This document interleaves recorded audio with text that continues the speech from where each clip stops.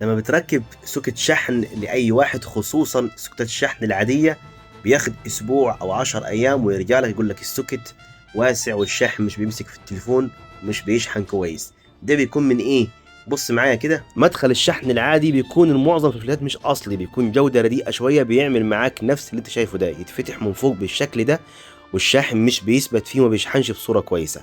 فانت لو ما عندكش سوكت اصلي وحاجة محترمة، تعال اقول لك تعمل ايه في السوكت اللي انت هتركبه علشان يستمر مع العميل ويخليك مميز في شغلك ان شاء الله. ده موبايل انفينكس، هنا غيرنا فيه سوكت الشحن بتاع الموبايل. هنعمل ايه بقى؟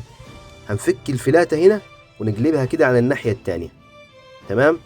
وبعد كده هنجيب سنة راديو شاك او فلكس او اي مادة انت بتستخدمها عندك، وتحط جزء صغير هنا وتابع معايا الكاميرا بتاعتك الحلوه، ونعمل سنه الجسدير اللي هي دي. احنا كده عملنا ايه هنا؟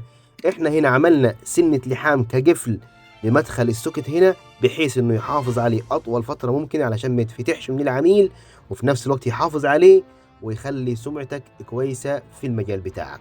ممكن تكون شايفها معلومه بسيطه وملهاش لازمه، ولكن فعلا هتفرق معاك مستقبل شغلك.